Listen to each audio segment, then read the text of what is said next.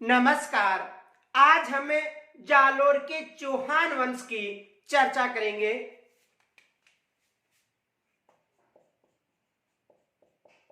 जालोर का चौहान वंश।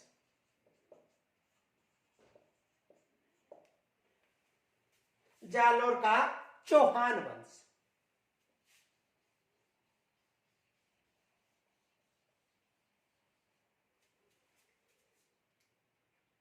देखो, बिजोलिया शिलालेख की बात करें, जो बिजोलिया शिलालेख था उस शिलालेख में यह उल्लेख मिलता है कि जालोर को प्राचीन समय में जबालीपुर के नाम से जाना जाता था और जो जालोर दुर्ग था उसे स्वर्णगिरी, सोनगढ़ और कंचनगिरी के नाम से जाना जाता था। तो देखो, यानी ये जो जालोर क्षेत्र है, इससे जो बिजोलिया शिलालेख है उसके अनुसार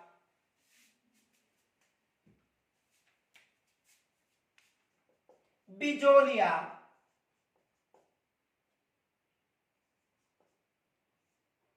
शिलालेख के अनुसार, किस शिलालेख के अनुसार? बिजोलिया शिलालेख के अनुसार जो जालोर था, तो जालोर का जो प्राचीन नाम है जालोर, इसका जो प्राचीन नाम है जबालीपुर था। यानी जो जालोर है, किस शिलालेख के अनुसार? बिजोलिया शिलालेख के अनुसार जो जालोर है, इसे जालोर को जबालीपुर के नाम से जाना जाता था। और जो जालोर दुर्ग है, जालोर दुर्ग, इसे सुवर्णगिरी,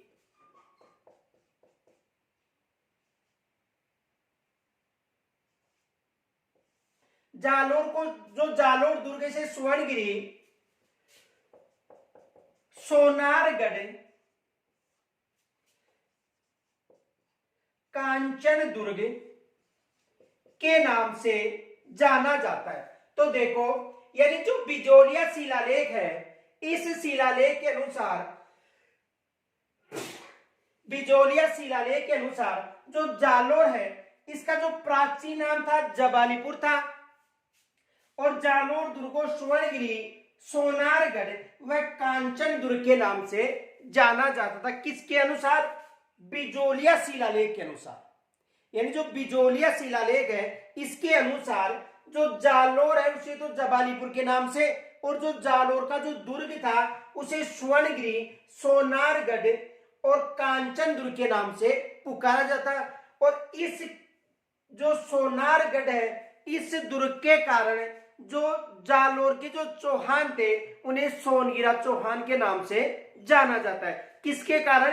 सोनारगढ़ दुर्ग के कारण जो जालोर के चौहान थे उन्हें सोनारगढ़ जो दुर्ग है, इसके आधार पर ही जो जालोर के चौहान थे उन्हें सोनगिरा चौहान के नाम से जाना जाता है। ये विशेष याद रखना। तो देखो,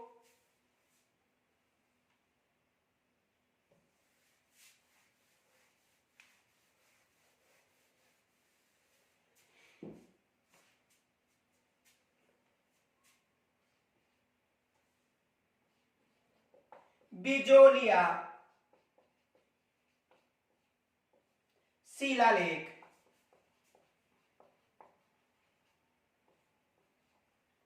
बिजोलिया शिलालेख, यानी इस शिलालेख के अनुसार, किस शिलालेख के अनुसार? बिजोलिया शिलालेख के अनुसार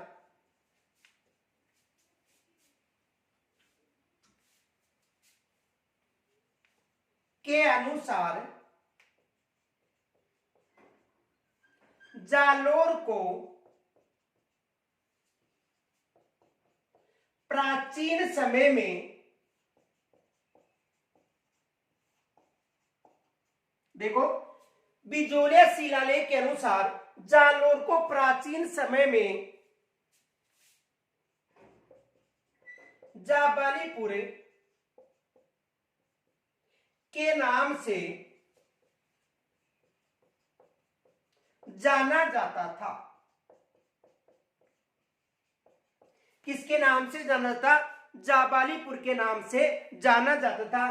तो जालोर का प्राचीन नाम पूछे तो प्राचीन नाम क्या बताना है? जाबालीपुर या जबालीपुर, जाबालीपुर या जबालीपुर, ये इसका प्राचीन नाम था। जालोर दुर्ग को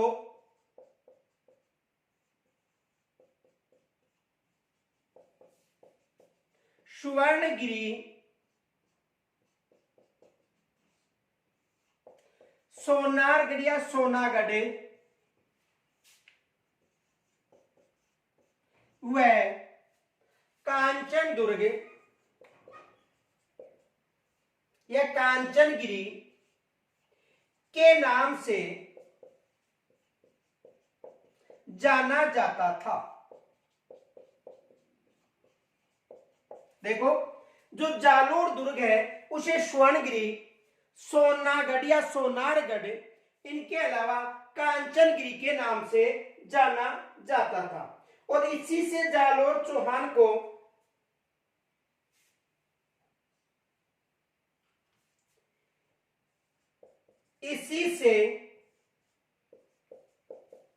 जालोर चौहान को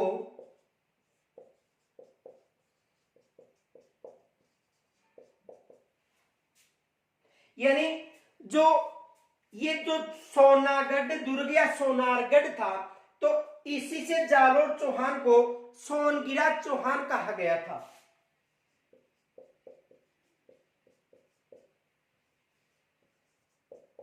सोनगिरा चौहान पुकारा गया था।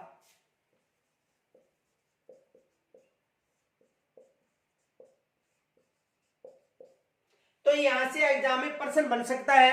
एक तो प्रश्न ये बन सकता है कि जो जालोर था उसका जो प्राचीन नाम है वो क्या है? तो जालोर का जो प्राचीन नाम है वो है जाबालापुर या जबालापुर। एक ही बात है, कहीं पर जाबालापुर भी मिलता है और जबालापुर भी। तो इसका नाम था जाबाला या जबालापुर। और जो जालोर दुर्ग है उसे देखो, एक तो स्वर्णगिरी के नाम से जाना जाता है, सोनागढ़ या सोनारगढ़ के नाम से, या कांचनगिरी के नाम से या कांचन दुर्ग के नाम से जाना जाता है। तो यहां तक स्क्रीन छोड़ लीजिए।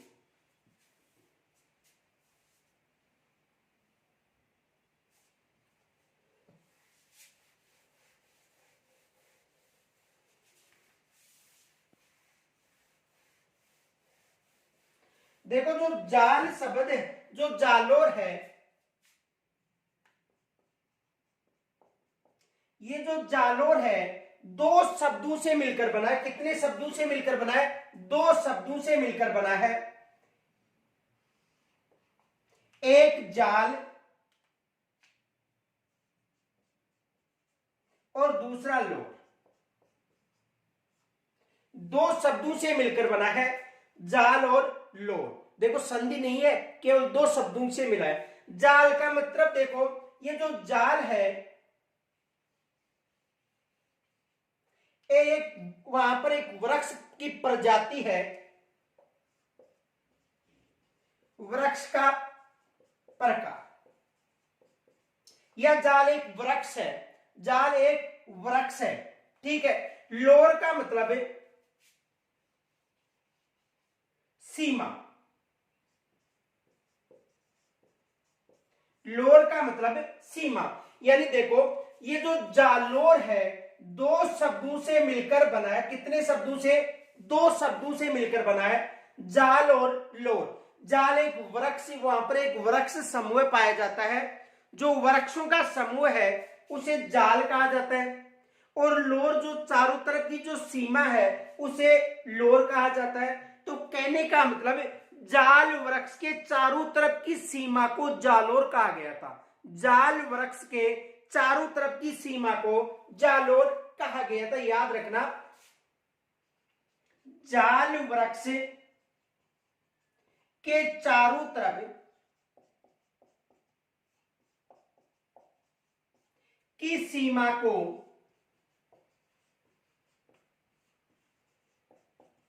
जालोर कहा गया था।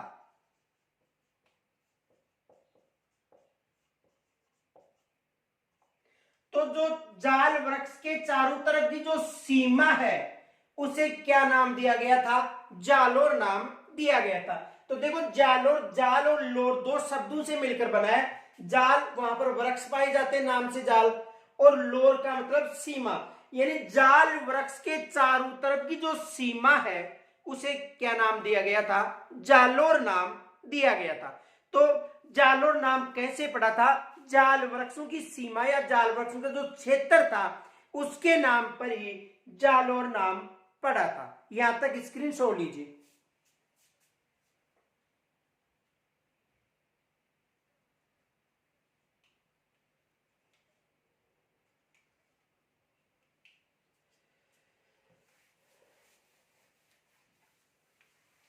देखो जो जालोर क्षेत्र है, जालोर क्षेत्र है, तो मध्यकाल में यदि बात करें, मध्यकाल के समय, जो मध्यकालीन इतिहास था उस समय, तो मध्यकाल में जो जालोर था वो एक समृद्ध क्षेत्र माना जाता था।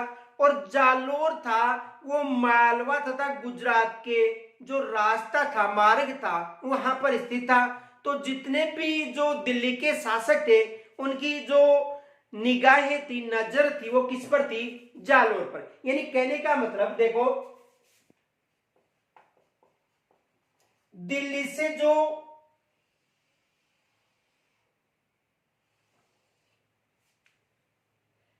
मालवा व गुजरात के रास्ते पर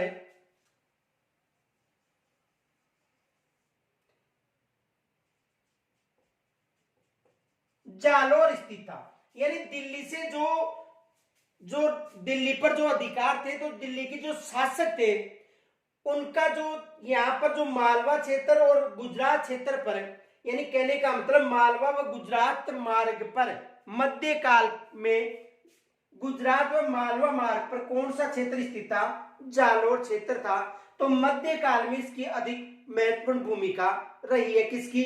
जालोर की। तो यानी कहने का मतलब है कि जो जालोर मध्यकाल इतिहास में अपना एक विशिष्ट स्थान रखता था। जालोर, जालोर मध्यकाल इतिहास में, मध्यकालीन इतिहास में एक, मध्यकालीन इतिहास में एक अपना विशिष्ट स्थान रखता था। यानी जालोर मध्यकालीन इतिहास में एक अपना विशिष्ट स्थान रखता था। दिल्ली से गुजरात व मालवा, दिल्ली से गुजरात व मालवा जाने वाले, यानी कहने का मतलब कि दिल्ली से जो गुजरात व मालवा क्षेत्र है वहां पर जो जाने वाला जो मार्ग था, जाने वाला जो मार्ग था वहां पर कौन सा क्षेत्र स्थित था? जालोर। जाने वाले मार्ग पर स्थित था। इस कारण जो भी शासक थे उनकी निगाह किन पर रहती थी? जालोर पर रहती थी। तो यानी मध्यकालीन इतिहास या मध्यकाल के समय ये एक प्रमुख क्षेत्र था। क्यों था? क्योंकि दिल्ली से जो मालवा और गुजरात जो मार्ग था,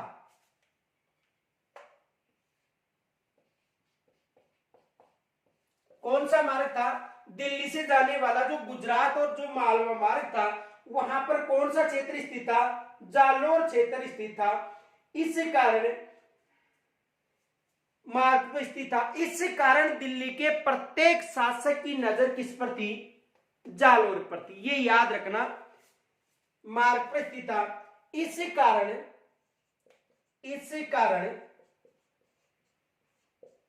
दिल्ली के प्रत्येक शासक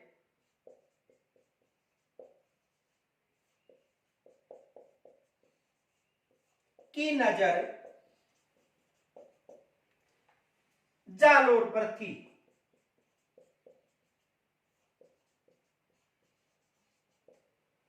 तो जालोर यानी दिल्ली से जो मालवा और गुजरात जो भी जालोर से होकर जो शासक गुजरते थे तो उनकी अधिकतर नजर किस पर थी? जालोर पर थी। यहां तक स्क्रीन छोड़ लीजिए।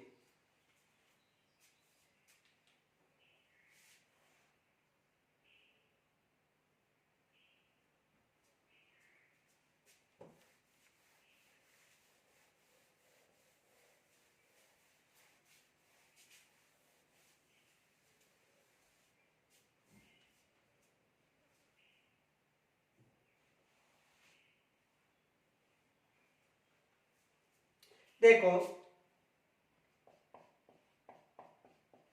नाडोल का उस समय शासक था अलहन।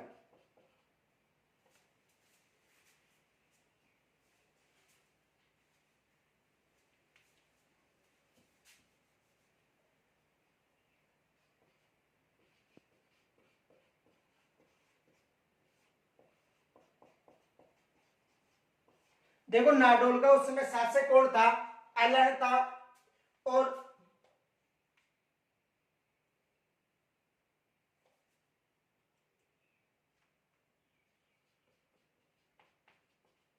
जालोर पर परमाणु का अधिकार था।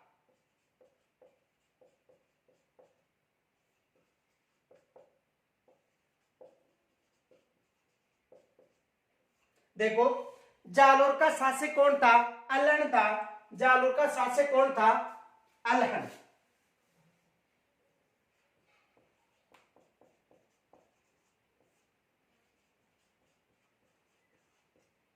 जालोर का शासक कौन था?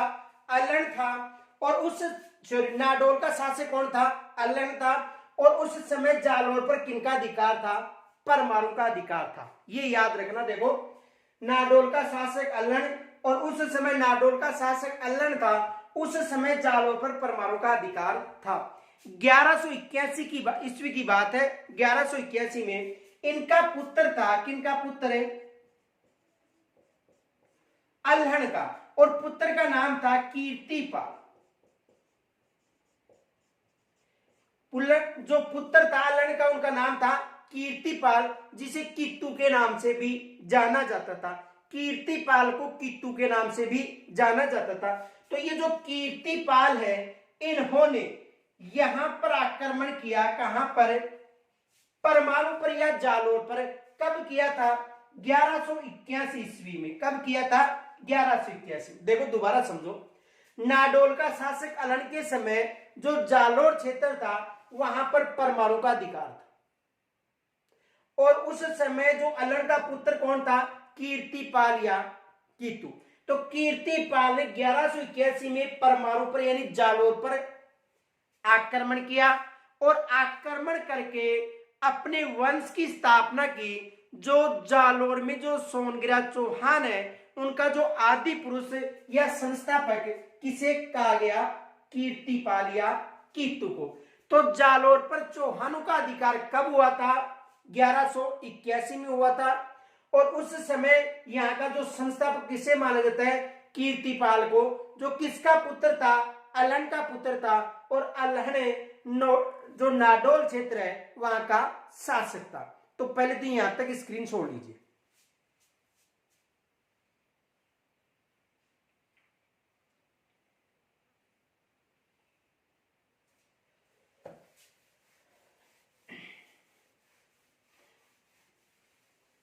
देखो, दिल्ली सल्तनत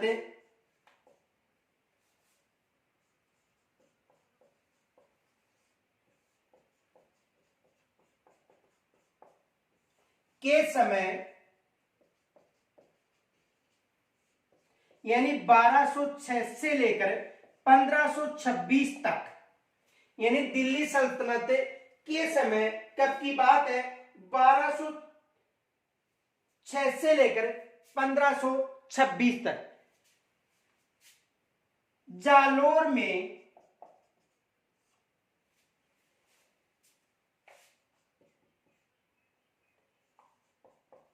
चौहानों का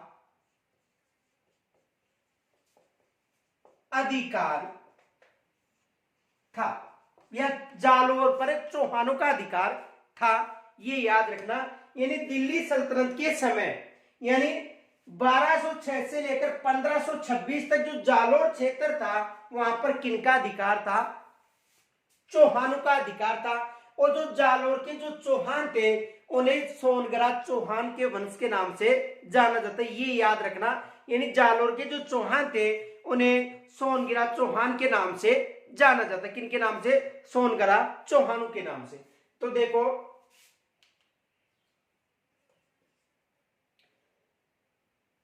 नाडोल के शासक अल्हड़ के पुत्र कीर्तिपाल या कीतु, कीर्तिपाल या कीतु ने 1181 ईस्वी में जालोर के परमाणु को पराजित करके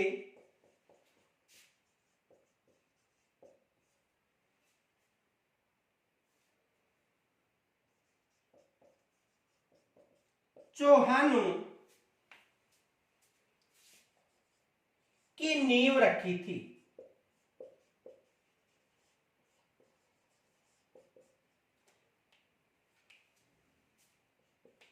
जालोर के सोनगरा चौहानों का संस्थापक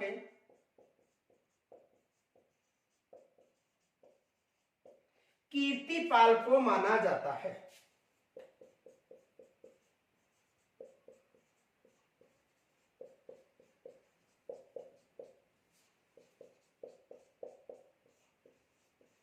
किसे माना जाता है? कीर्तिपाल को माना जाता है। यानी कहने का मतलब है कि जो जालोर क्षेत्र था वहां पर परमाणु का अधिकार था, और उस समय नाडोल का जो शासक था अल्हड़, उनका जो पुत्र था कीर्तिपाल, उन्होंने 1181 में जालोर क्षेत्र के परमाणु को पराजित करके चौहानों की स्थापना की थी। और यहाँ के जो चौहान थे वो सोनगिरा चौहानों के नाम से जाने जाते थे।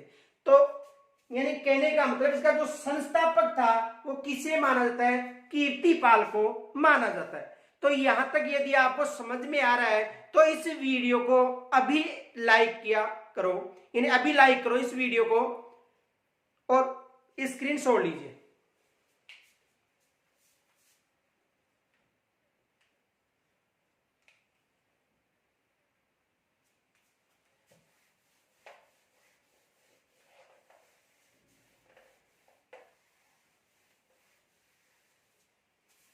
हाँ, तो लाइक कर दिया करो। जो भी वीडियो अच्छा लगे तो लाइक कर दिया करो, और अगर अच्छा नहीं लगे तो डिसलाइक कर दिया करो। अब देखो, जो कीर्तिपाल था उसके बाद उसका जो पुत्र शासक बना था जिसका नाम था समर सिंह। कीर्तिपाल के बाद शासक कौन बना था? समर सिंह। तो देखो, कीर्तिपाल या कीतु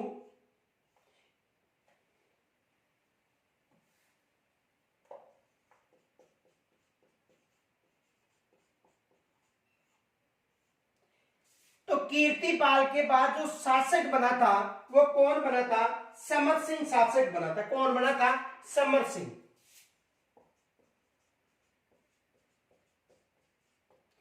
कीर्तिपाल के बाद जो शासक बना था वो कौन बना था? समर सिंह बना था। तो देखो, समर सिंह ने एक तो समरपुरा कस्बा बसाया था,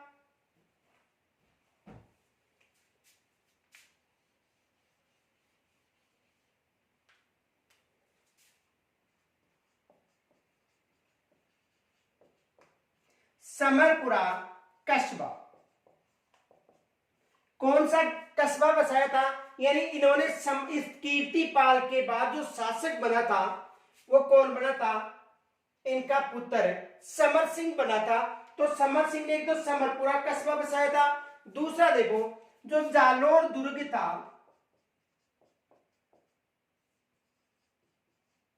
उसकी प्राचीर यानी दीवार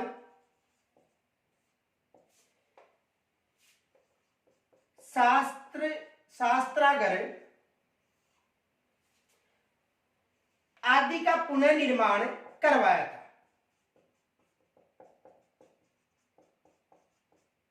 यानी कहने का मतलब जो जालोर दुर्ग की प्राचीन यानी जालोर दुर्ग का जो यानी जालोर दुर्ग का प्राचीन दीवार जो शास्त्रागार था उसका आदि का इन्होंने निर्माण करवाया था। किन्होंने करवाया था? समर सिंह ने। तो एक तो समर सिंह ने समरपुरा कस्बा बसाया, दूसरा जालोर दुर्ग की प्राचीन शास्त्रागार का पुनर्निर्माण यानी जालोर दुर्ग का पुनर्निर्माण करवाया था। किसका निर्माण करवाया था? जालोर दुर्ग का पुनर्निर्माण करवाया था। और जो समर सिंह था इसका जो विवाह था गुजरात का जो चालुक्य शासक भीमदेव द्वितीय था। गुजरात का जो चालुक्य शासक कौन था? भीमदेव द्वितीय, उनकी पुत्री लीलावती के साथ हुआ था। तो इनका विवाह देखो,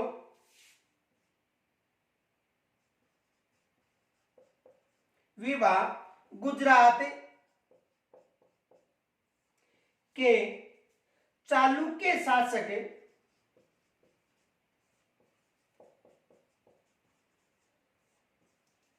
भीमदेव द्वितीय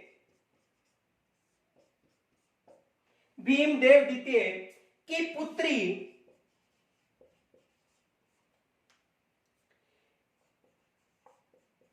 लीलावती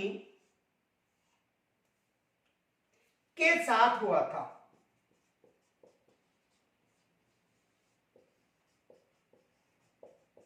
किसके साथ हुआ था? देखो, एक तो जो समर सिंह शासक बने थे किनके बाद बने थे? कीर्तिपाल के बाद। तो समर सिंह ने एक तो अपने नाम से समरपुरा कस्बा बसाया, जालोर दुर्ग की जो प्राचीन है जालोर दुर्ग का उन्होंने पुनर्निर्माण करवाया, और इनका जो विवाह था भीमदेव द्वितीय जो गुजरात के चालुक्य शासक थे उनकी पुत्री लीलावती के साथ हुआ था। यानी भीमदेव जो द्वितीय था उनका जो युद्ध था वो पृथ्वीराज तृतीय के साथ भी हुआ था, जो सिरोही क्षेत्र की जो राजकुमारी थी इच्छिनी को लेकर उनके साथ युद्ध हुआ था। अब देखो यहां से एग्जाम में प्रश्न क्या बनता है, पहले तो यहां तक स्क्रीनशॉट लीजिए, और यदि वीडियो को लाइक नहीं किया तो लाइक करो। पहले 2 मिनट देता हूं, पहले तो वीडियो को लाइक करो, क्योंकि आप लाइक नहीं करते हो, देख लेते हो लेकिन लाइक नहीं करते हो। तो पहले तो वीडियो को लाइक करो और फिर इसका स्क्रीनशॉट लो, और फिर यहां पर मैं आपको प्रश्न बताता हूं कौन सा प्रश्न बन सकता है।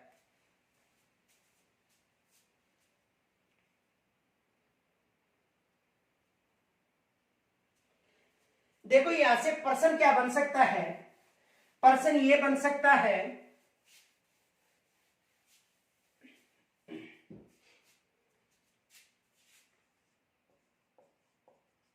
गुजरात के शासक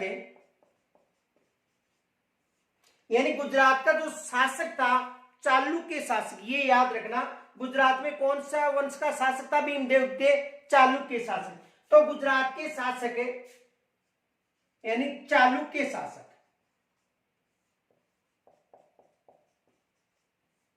भीमदेव द्वितीय के समकालीन शासक थे।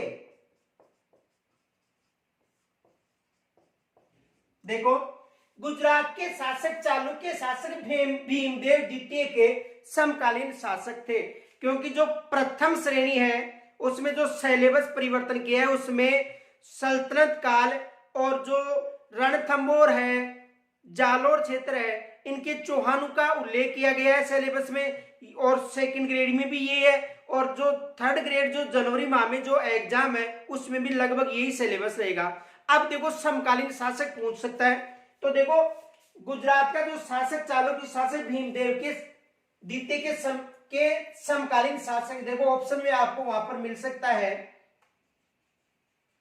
पृथ्वीराज तृतीय, पृथ्वीराज चौहान तृतीय। दूसरा मिल सकता है सोमेश्वर चौहान, और तीसरा मिल सकता है आपको वहां पर समर सिंह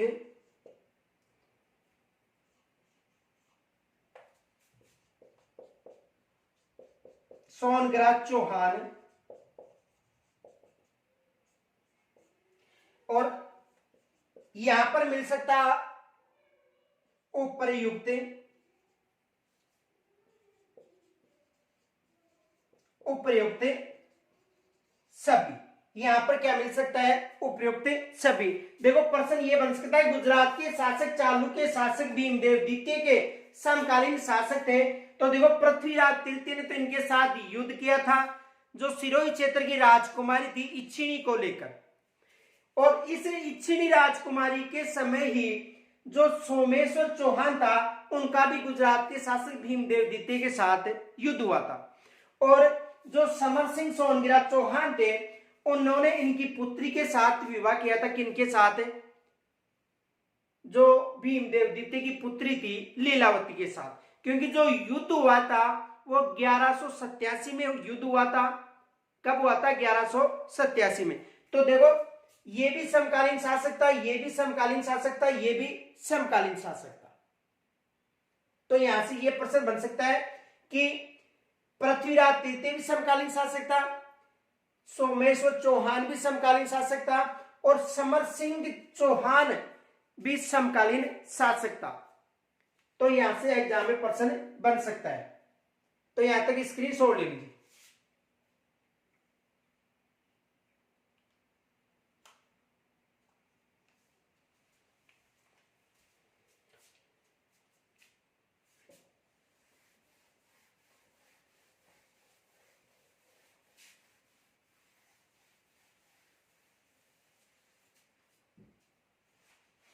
अब देखो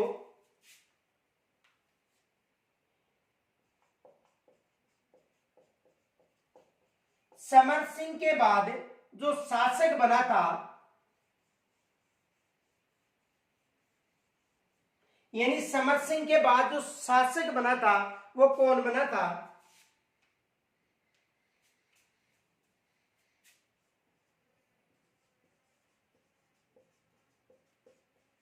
उदय सिंह। यानी समर सिंह के बाद जो शासक बना था वो कौन बना था? यानी कीर्तिपाल के बाद समर सिंह, समर सिंह के बाद जो शासक बना था उदय सिंह, और इनका शासन काल था 1205 से लेकर 1257 ईस्वी तक। इनका जो कार्यकाल था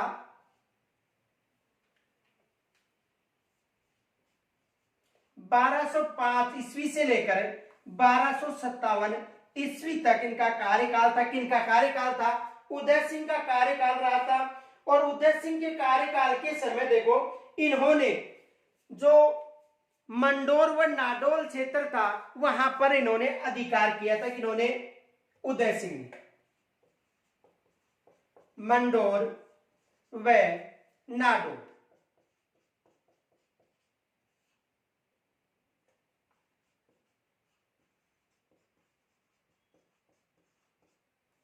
तो देखो इनका कार्यकाल 1205 से लेकर 1257 तक, और इन्होंने मंडोर और नाडोल पर अधिकार किया था। इनके अलावा देखो इनके समय जो गुजरात का शासक था, इनके समय गुजरात का शासक था लवण प्रसाद। देखो गुजरात शासक लवण प्रसाद। गुजरात का शासक कौन था? लवण प्रसाद के साथ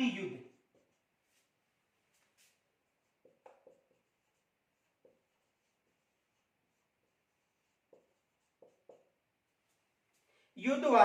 और जो लवण प्रसाद थे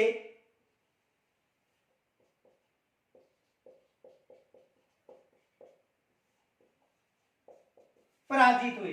तो देखो समर सिंह के बाद उदय सिंह शासक बना, और इनके समय देखो ये कहा जाता है कि 1205 से लेकर 1257 तक इसका जो कार्यकाल था, मंडोर व नाडोल पर आक्रमण किया था, और गुजरात के शासक लवण प्रसाद को के साथ युद्ध हुआ था, जिसमें लवण प्रसाद क्या हुआ था, पराजित हुआ था। लवण प्रसाद क्या हुए थे, पराजित हुए थे।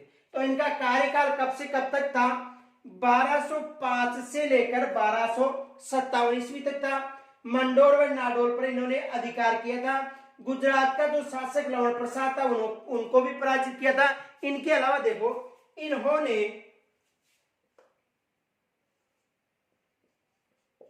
इन्होंने जालोर क्षेत्र का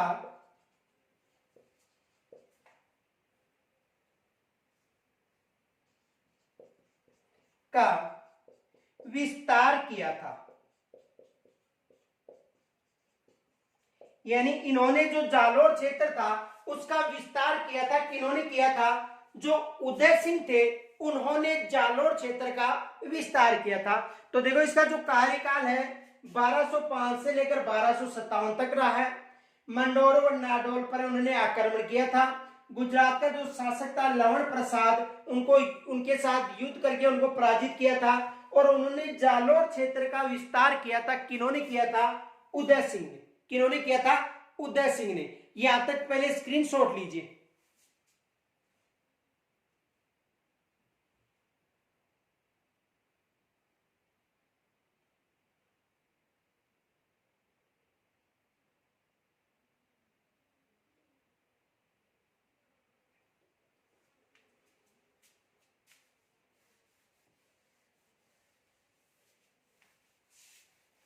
अब देखो, जब ये शासक था उदय सिंह, उस समय 1228 में दिल्ली का जो शासक था, यानी 1228 में दिल्ली का शासक था इल्तुतमिश। याद रखना,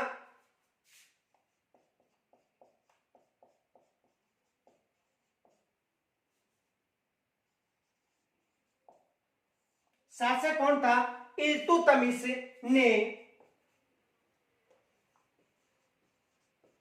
उदय सिंह पर आक्रमण किया, किंतु असफल रहे। तो कहने का मतलब 1228 में जो दिल्ली का शासक कौन था, इल्तुतमिश, उन्होंने उदय सिंह पर आक्रमण किया और इस आक्रमण में उदय सिंह विजय हुए और जो इल्तुतमिश था वो पराजित हुए थे। ये याद रखना, यहां से एग्जाम में प्रश्न बन सकता है। इनके अलावा देखो, यानी कब आक्रमण किया था, 1228 में। और उस आक्रमण में जो दिल्ली का शासक कौन था, इल्तुतमिश था। कौन था, इल्तुतमिश। इन्होंने उदय सिंह पर आक्रमण किया, लेकिन सफल कौन हुआ था, उदय सिंह। अब देखो, जो फारसी ग्रंथ हैं उनमें अलग उल्लेख मिलता है, ये याद रखना। तो देखो,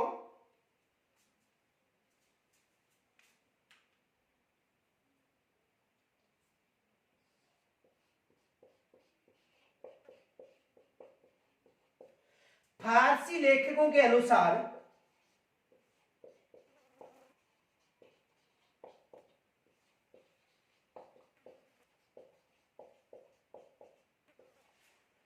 इस युद्ध में, फारसी लेखकों के अनुसार इस युद्ध में उदय सिंह पराजित हुए थे। उदय सिंह ने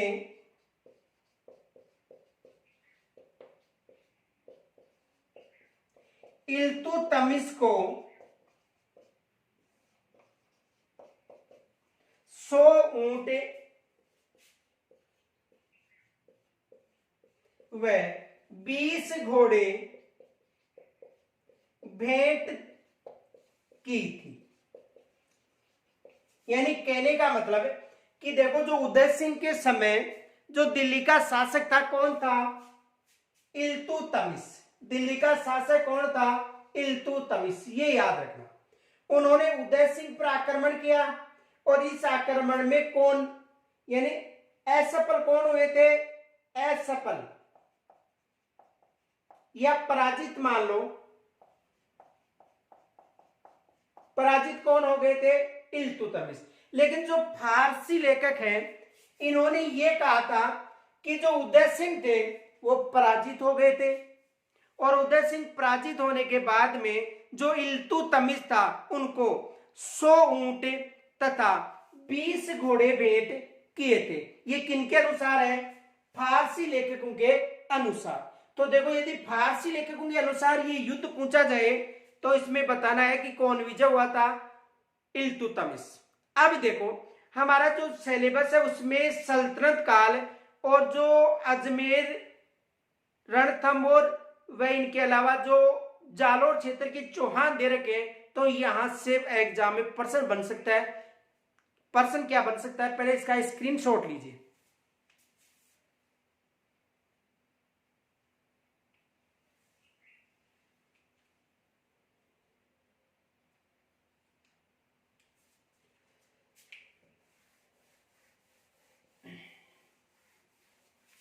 देखो पर्सन ये बन सकता है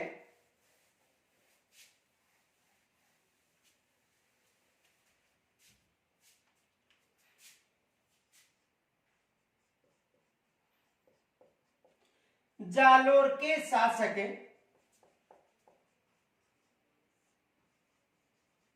उदय सिंह चौहान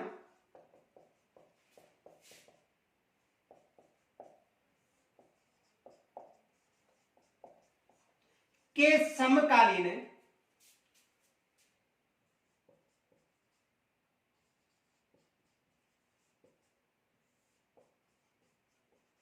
दिल्ली सल्तनत के शासक हैं।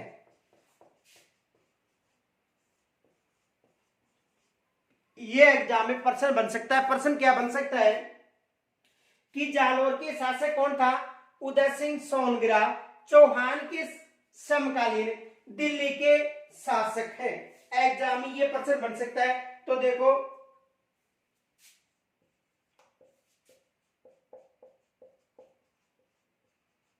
नासिरुद्दीन मोहम्मद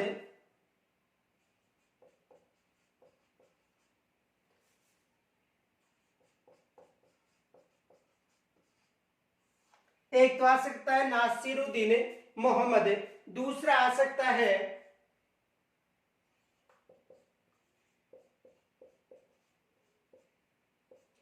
इल्तुतमिश। दूसरा क्या मिल सकता है? इल्तुतमिश मिल सकता है। इनके अलावा देखो तीसरा मिल सकता है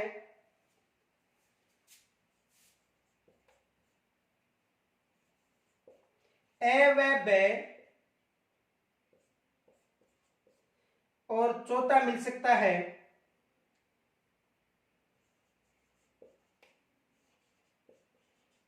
भीमदेव द्वितीय।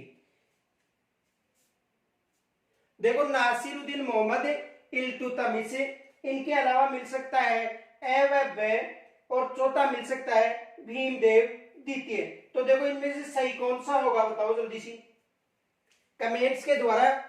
वैसे तो मैं आपको बता दूंगा। देखो नासिरुद्दीन मोहम्मद और इल्तुतमिश ये जो दोनों शासक हैं कौन कौन से? नासिरुद्दीन मोहम्मद और इल्तुतमिश ये दोनों समकालीन थे। किसके समकालीन थे? उदय सिंह के समकालीन थे। ये याद रखना, नासिरुद्दीन मोहम्मद और इल्तुतमिश दोनों किसके समकालीन थे? उदय सिंह के समकालीन थे दोनों शासक। ये याद रखना कौन कौन से। देखो नासिरुद्दीन मोहम्मद भी उदय सिंह के समकालीन था और इल्तुतमिश भी किसके समकालीन था? उदय सिंह। तो ऑप्शन में क्या आएगा सही? ए व ब दोनों, ए व ब दोनों। तो ये प्रश्न बन सकता है कि जो उदय सिंह था उसके समकालीन शासक तो कौन सा था? देखो इल्तुतमिश ने तो कब आक्रमण किया था? 1228 में, और इन्होंने किया था 1254 में। पहले इसका स्क्रीनशॉट लीजिए।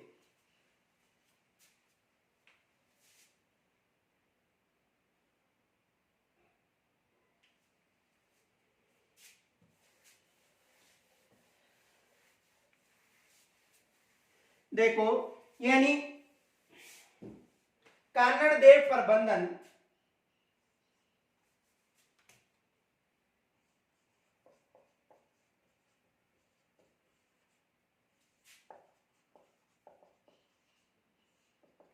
कानड़ देव प्रबंध, ये जो पद्मनाभ का ग्रंथ है इसके अनुसार और अखेराज के शासनकाल में लिखा गया था। किसके शासनकाल में? अखेराज के शासनकाल में लिखा गया था और इसका जो रचयिता था कौन था? पद्मनाभ। तो कानड़ देव प्रबंध के अनुसार दिल्ली का शासक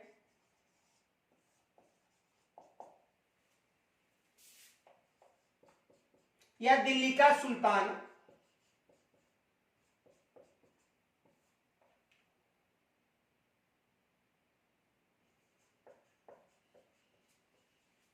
नसरुद्दीन महमूद या मोहम्मद नसरुद्दीन महमूद ने 1254 ईस्वी में उदय सिंह पर आक्रमण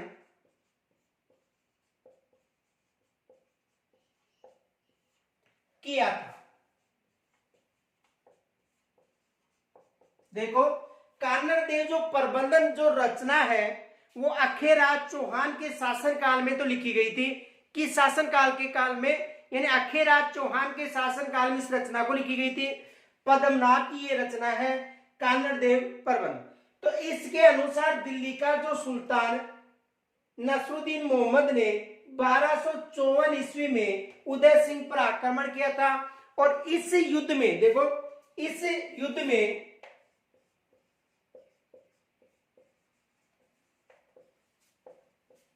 उदय सिंह विजय रहे थे। यानी कौन विजय रहे थे? उदय सिंह। तो देखो, आप ये बताओ कि नसरुद्दीन मोहम्मद या महमूद किसके समकालीन हो गया? उदय सिंह के समकालीन। दूसरा देखो,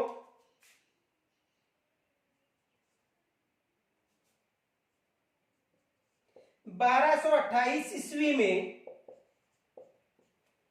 इल्तुतमिश ने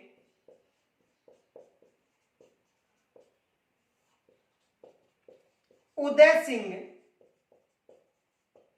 पर आक्रमण किया था।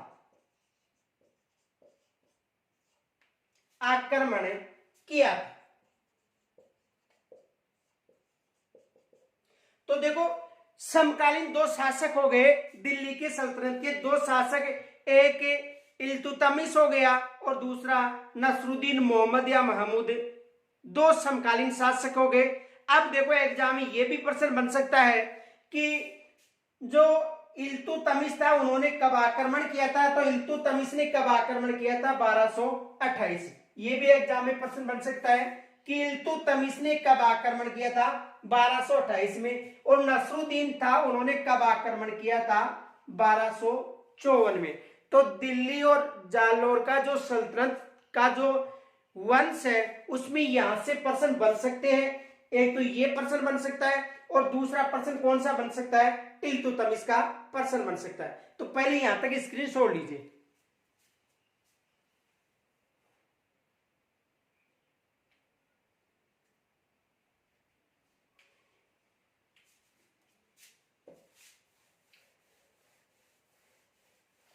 अब देखो, यानी उदय सिंह था, इतिहासकारों का यह मानना है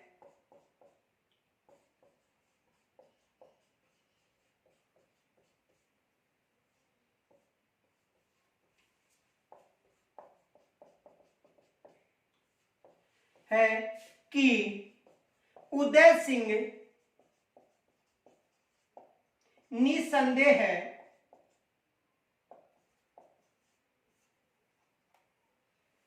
उत्तरी भारत का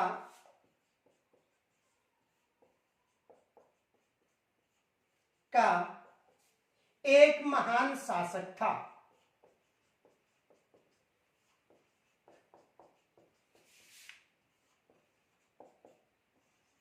देखो, यानी जो उदय सिंह था, इतिहासकारों का मानना है कि उदय सिंह उत्तरी भारत का एक महान शासक था।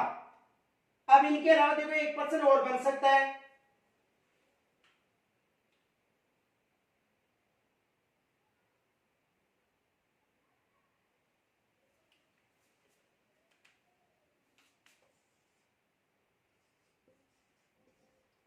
जालोर के शासक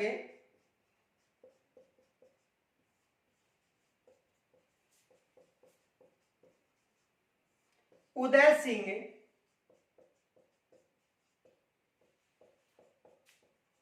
सोनग्रा चौहान के समकालीन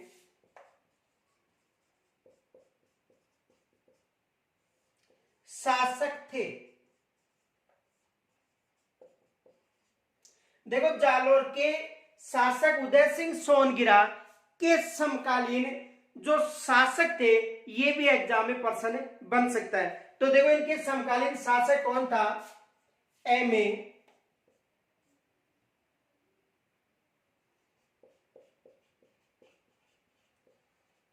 नासिरुद्दीन महमूद या मोहम्मद, एक तो नासिरुद्दीन मोहम्मद इल्तुतमिश,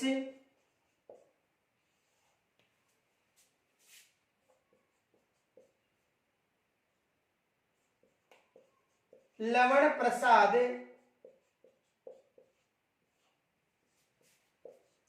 और उपर्युक्त सभी।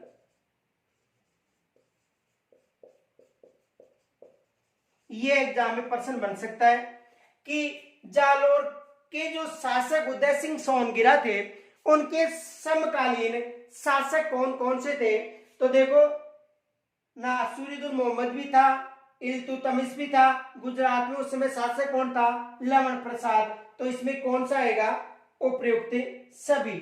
यह एग्जाम में यह भी पूछा जा सकता है कि जालोर के शासक उदय सिंह सोनगिरा के समय कौन सा समकालीन शासक नहीं था? नहीं था भी पूछा जा सकता है। तो इसमें एक ऑप्शन मिल सकता है नासिरुद्दीन मोहम्मद, दूसरा मिल सकता है इल्तुतमिश, तीसरा मिल सकता है लवण प्रसाद, और चौथा ऑप्शन आपका नाम भी आ सकता है। यानी यहां पर आपका नाम भी आ सकता है कि निम्न में से कौन सा समकालीन नहीं था, तो आप ही उनके समकालीन नहीं थे।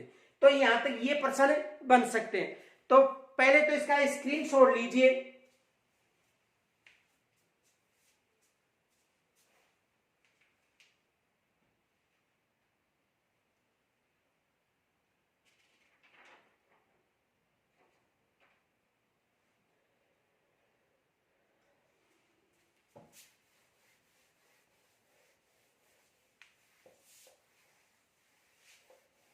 देखो,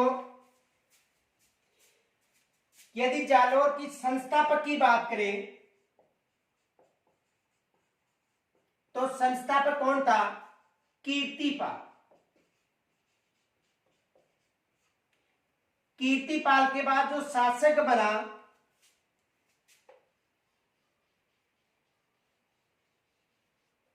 वो बना था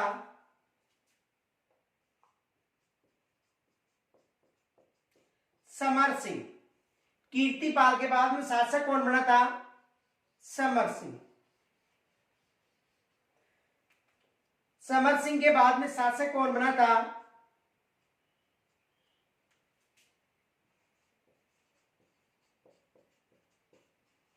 उदय सिंह।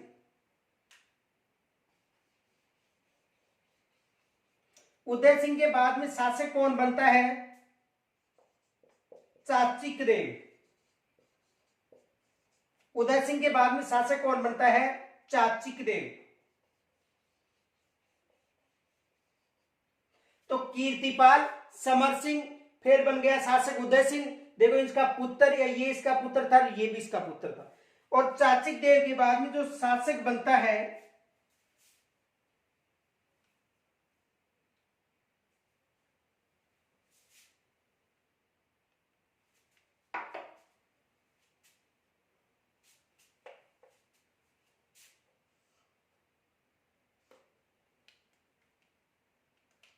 कान्नड़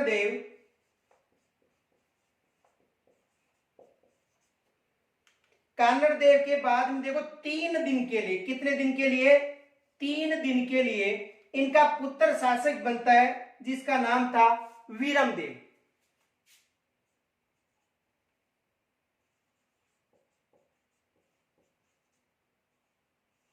किनका पुत्र शासक बनता है? कान्नड़ देव का, मात्र 3 दिन। और उसके बाद में अलाउद्दीन खिलजी का अधिकार हो जाता है, और उसके बाद में अलाउद्दीन खिलजी के अधिकार होने के बाद में उनके अधीन अखेराज शासक बनता है। कौन बनता है? अखेराज।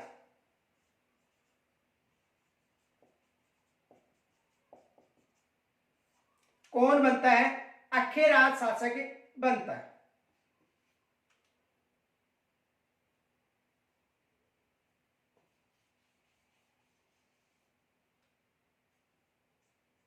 तो देखो, कीर्तिपाल 1181 में शासक बनता है, संस्थापक था, नाडोल के अल्हड़ का पुत्र था। उसके बाद में समर सिंह बना, फिर उसके बाद में उदय सिंह बना, फिर चाचिक देव बना, फिर कान्नड़ देव के समय अलाउद्दीन खिलजी ने आक्रमण किया था, और उसके बाद में वीरमदेव बना, और फिर अखेराज बना। अखेराज के समय कान्नड़ देव प्रबंध जो ग्रंथ है उसकी रचना किसके समय की गई थी?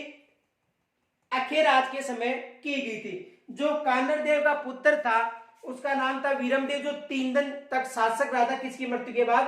कान्नड़ देव की मृत्यु के बाद। और कान्नड़ देव के बाद में वीरमदेव, और उसके बाद में अखेराज चौहान बना था। अब देखो एग्जाम में या तो यहां से प्रश्न बन सकता है कि चौहानों का संस्थापक कौन था। इनके अलावा देखो उदय सिंह विशेष याद रखना, यहां से एग्जाम में प्रश्न बनता है। फिर चाचिक देव के समय इल्तुतमिश और बलवंत थे, वो इनके समकालीन शासक थे। किनके? चाचिक देव के।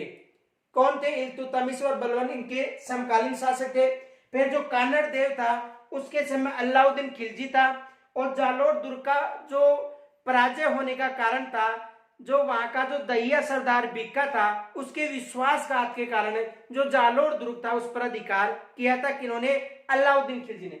उसके बाद में वीरमदेव की मृत्यु हो गई थी, और वीरमदेव के साथ जो अलाउद्दीन की पुत्री थी फिरोजा, वो विवाह करना चाहती थी, लेकिन अलाउद्दीन ने मना कर दिया था।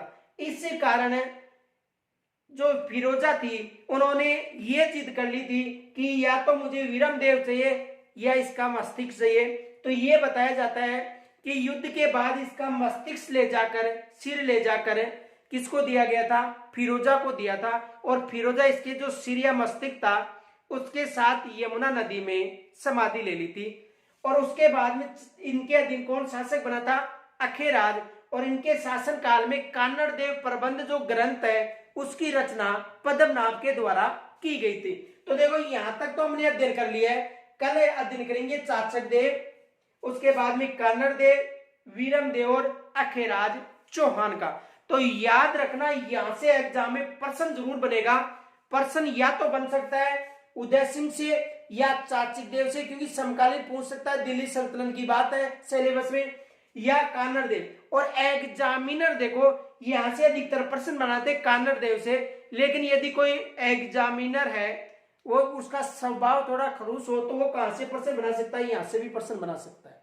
क्योंकि जो कान्नड़ देव है ये तो हमें पता है कि अलाउद्दीन खिलजी के साथ इन्होंने युद्ध किया था, लेकिन यहां से एग्जामिनर प्रश्न बना सकता है। तो जितने भी शासक वो मोस्ट है। तो आप सभी से मेरा निवेदन है कि यहां तक आपको यदि कोई समस्या हो तो मुझे कमेंट्स के द्वारा जरूर बताना। और इनके अलावा आपसे निवेदन है, आप समझ गए होंगे, या तो इसको लाइक करना है। लाइक करने के बाद जो अपने साथी हैं उनके पास भेजना है। देखो जो मानव प्रवृत्ति है उसको कुछ समय के लिए बंद कर दो, क्योंकि आपको पता है कि यदि साथी के पास भेजेंगे तो वो पढ़कर पास हो जाएगा। तो ऐसी नीति नहीं है, वो तो उसके पास वैसे भी पहुंच जाएगा। तो आपसे निवेदन है कि आप देखते तो खूब हो लेकिन एक तो लाइक नहीं करते हो। तो यदि आपको यहां तक समझ में आया तो लाइक करो, तो यदि समझ में आया लाइक करो, और कम से कम 10 बच्चों के पास भेजा करो ताकि हमें मोटिवेशन मिलता रहे। और कल हमारा यहां से प्रारंभ होगा चाचिक देव से। तो कल तक के लिए नमस्कार।